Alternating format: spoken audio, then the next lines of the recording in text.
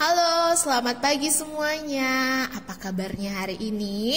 Miss harap kalian sehat selalu dan tentunya masih tetap semangat mengikuti pembelajaran dari rumah.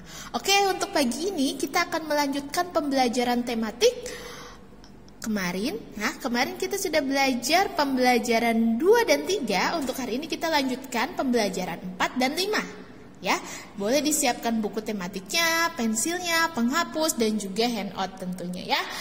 Oke, untuk pembelajaran 4, materi yang akan kita pelajari hari ini menjaga keselamatan di air, menulis kalimat ungkapan permintaan tolong, serta berkreasi dengan tanah liat. Ya, ayo berdoa, mensyukuri anugerah Tuhan. Kalian telah menuliskan pengalaman bekerja sama. Apakah tulisan tersebut kalian tunjukkan ke orang tua?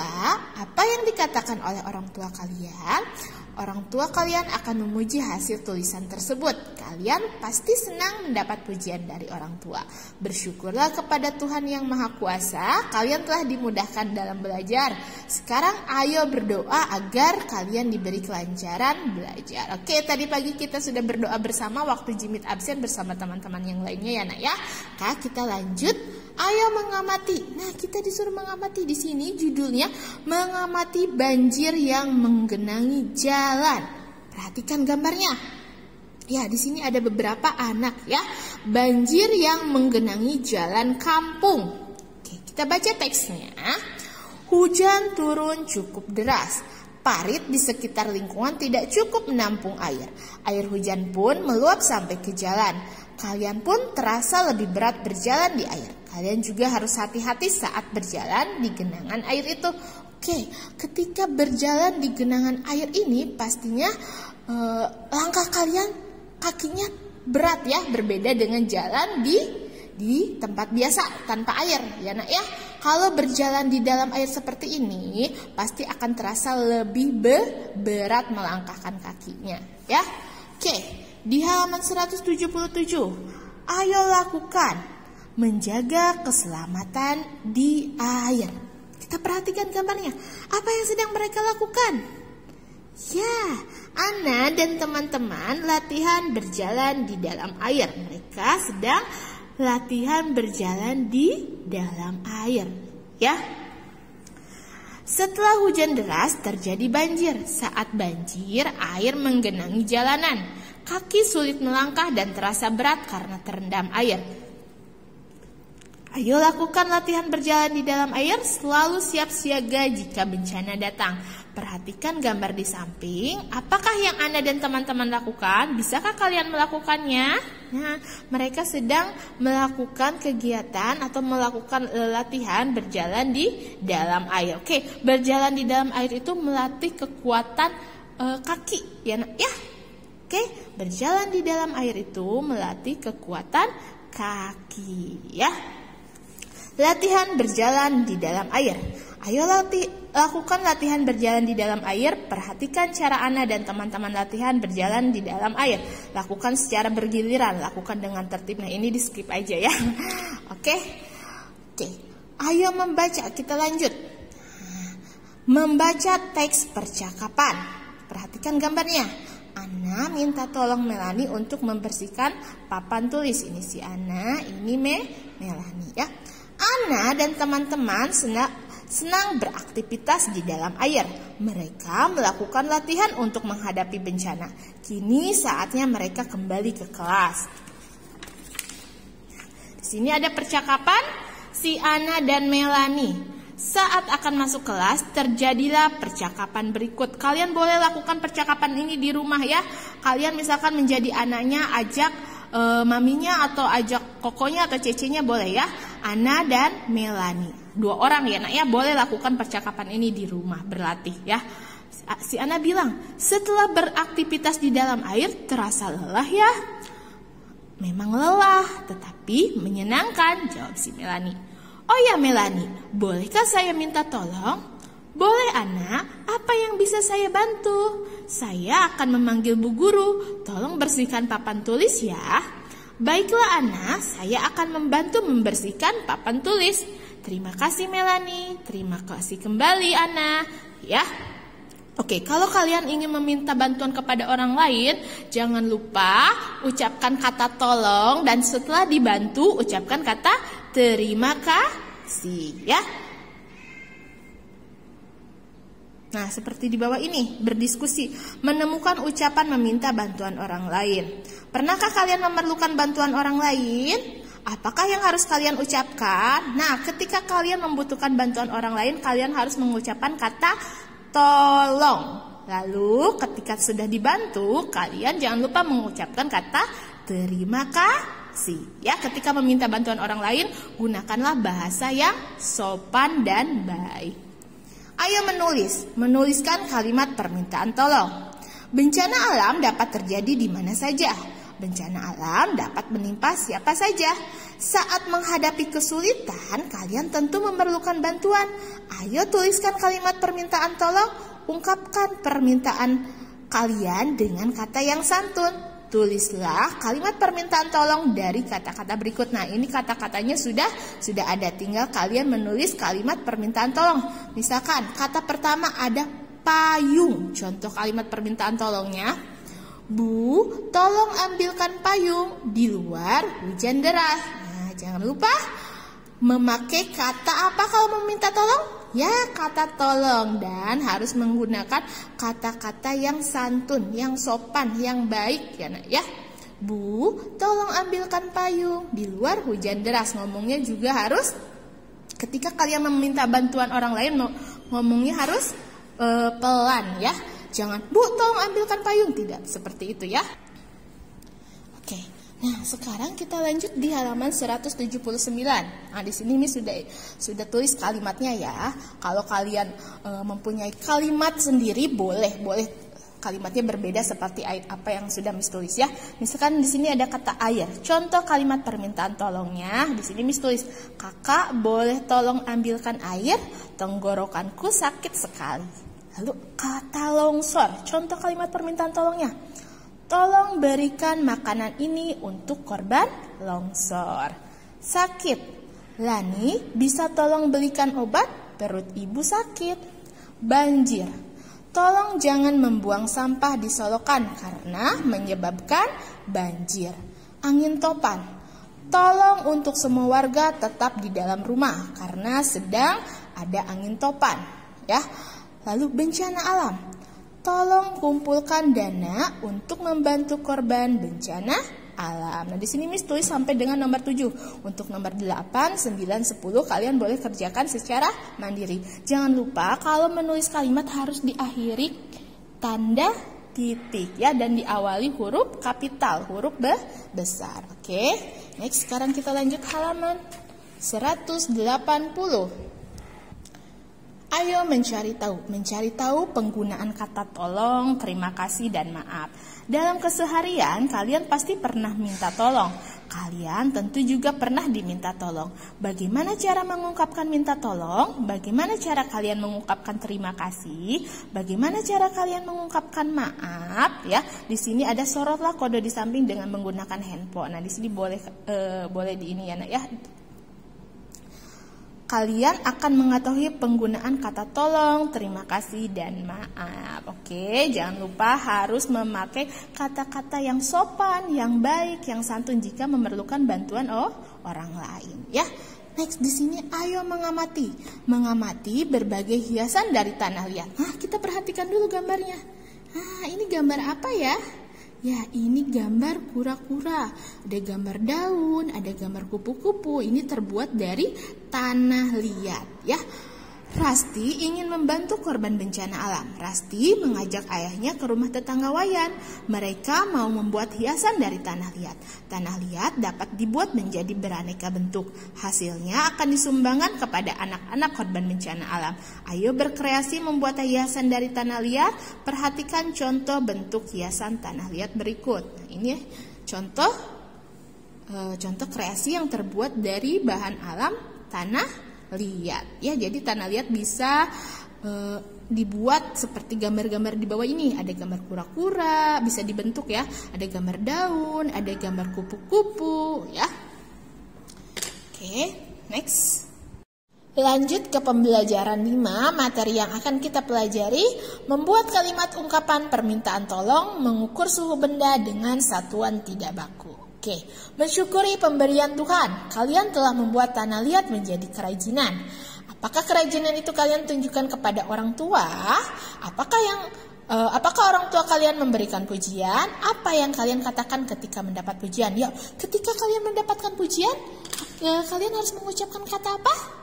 Ya betul, terima kasih. Jangan lupa ucapkan kata terima kasih ketika kita sudah mendapatkan pujian dari orang lain ya.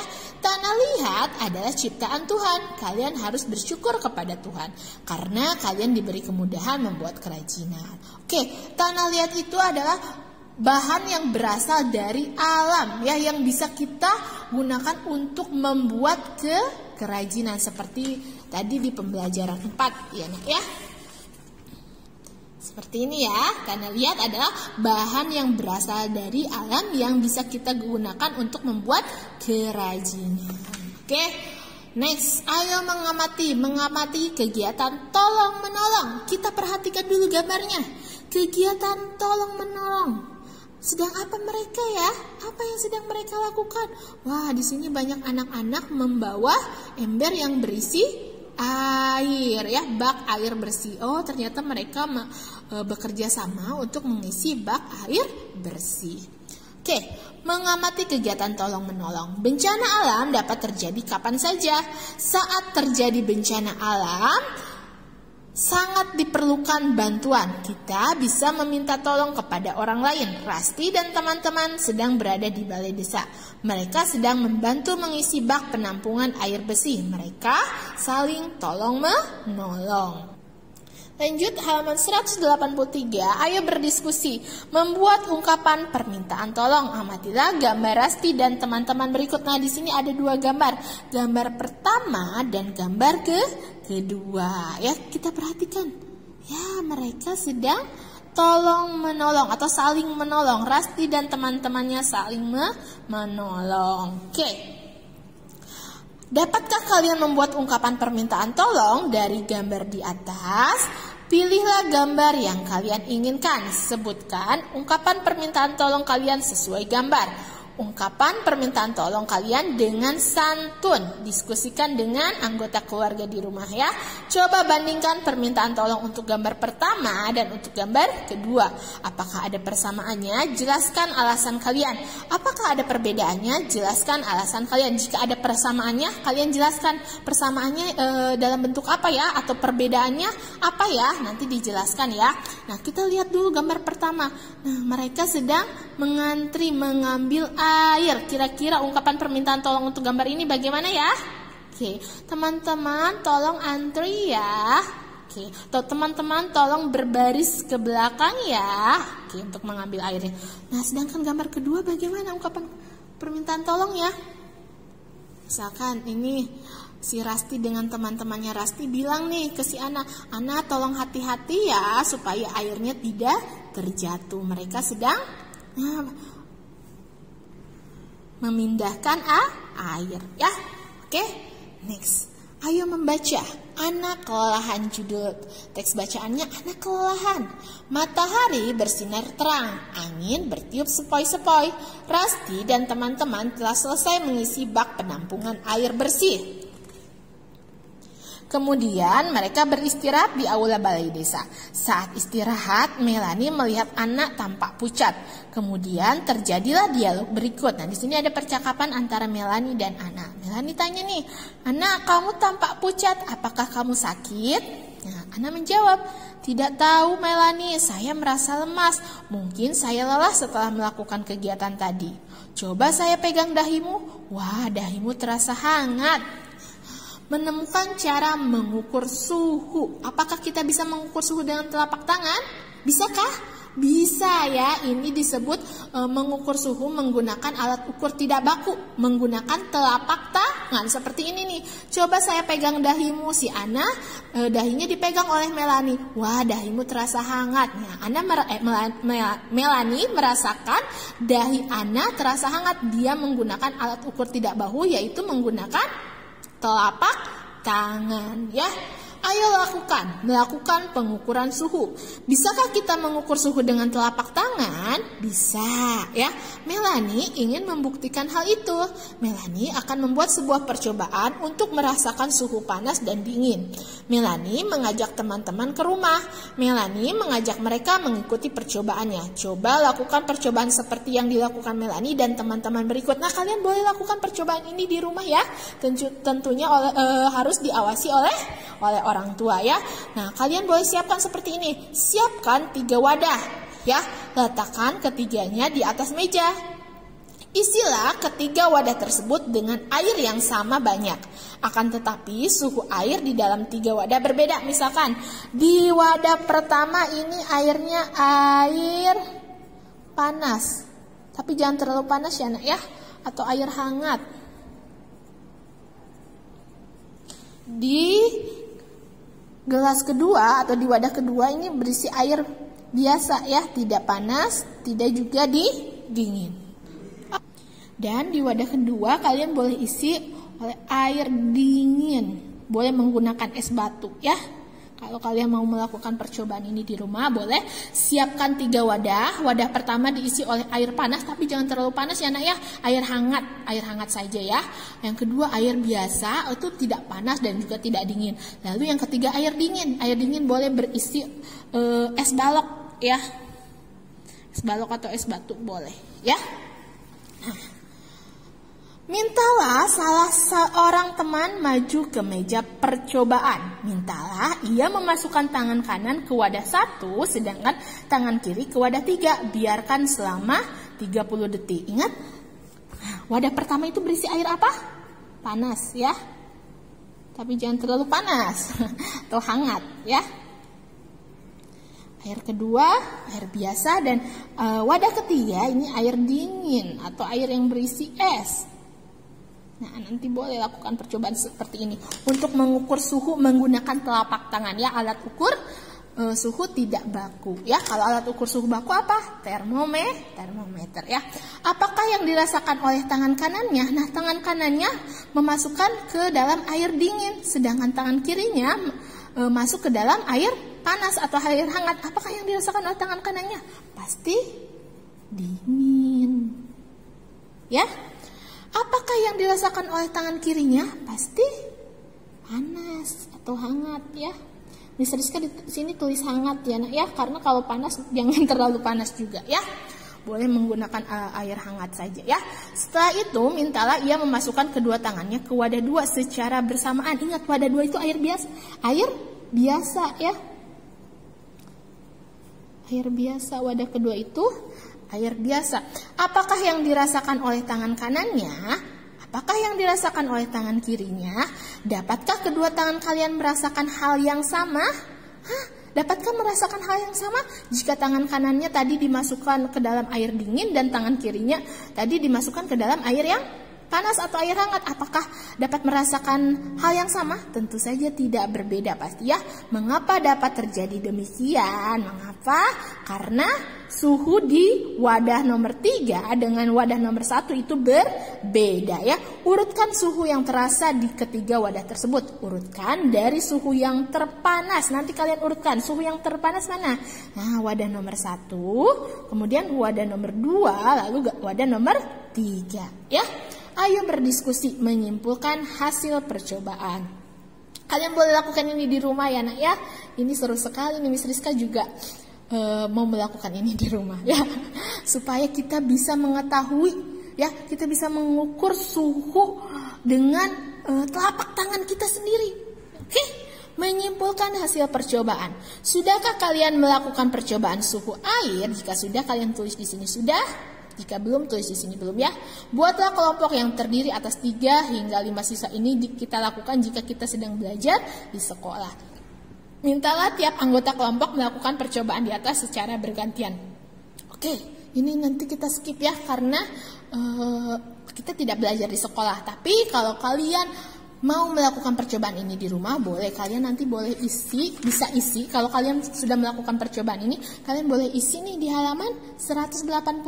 Nama anggota kelompoknya nanti tulis saja nama anggota keluargamu ya. Misalkan di sini mami, papi, aku, atau Cece, Koko, atau dede atau bebas ya nama anggota keluargamu. Lalu suhu air pada wadah. Wadah pertama suhunya bagaimana?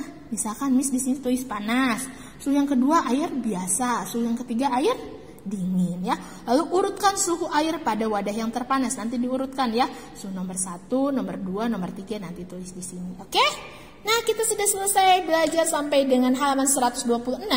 Untuk pembelajaran 6 kita lanjut di hari besok ya, Nak ya. Oke, terima kasih sudah menonton video pembelajaran ini. Tetap semangat, sehat selalu. Sampai berjumpa di video pembelajaran tematik berikutnya. Bye-bye.